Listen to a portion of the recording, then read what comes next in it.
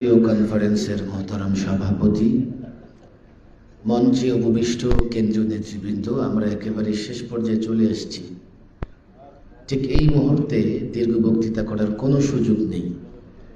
৬-৭ ঘন্টা যাবৎ আমরা বক্তৃতা শুনছি। আমিও কমপক্ষে ৫ ঘন্টা বসে বসে বক্তৃতা শুনতেছি।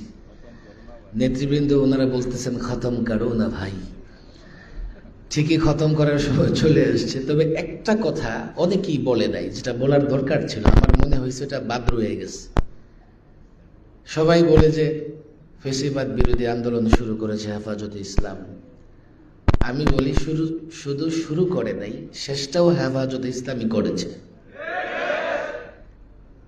প্রমাণ কি? প্রমাণ হচ্ছে ফ্যাসিস্ট যখন পলায়ন করে, তার ইন্টারভিউ পত্রিকায় আসছে, সামাজিক যোগাযোগ মাধ্যম নানা জায়গায় প্রচার হয়েছে।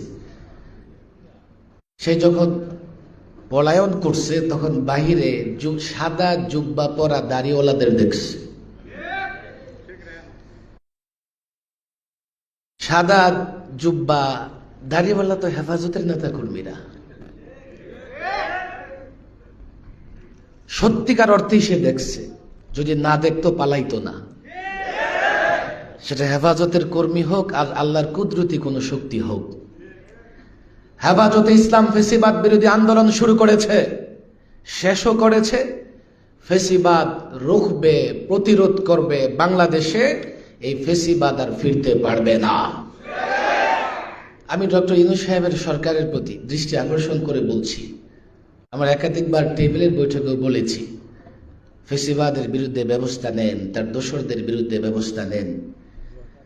কিন্তু সেই ব্যবস্থা দৃশ্যমান হচ্ছে না। আমি জানি না, ফ্যাসিবাদ তাড়িয়ে আমরা যে সরকার প্রতিষ্ঠা করেছি, সেই সরকারের প্রথম কাজ হচ্ছে ফ্যাসিবাদের মোকাবেলা করা। আমরা 16 বছর নিজের দেহকে ডাল বানিয়ে ফ্যাসিবাদের মোকাবেলা করেছি, জেল খেটেছি, জুলুম নির্যাতন সহ্য করেছি, সরকার বসিয়েছে। এখন আমরা কেন মোকাবেলা করব? ইউনূস সরকার যদি ফ্যাসিবাদ মোকাবেলা করতে না পারে, তার ক্ষমতায় থাকার নৈতিক অধিকার নাই।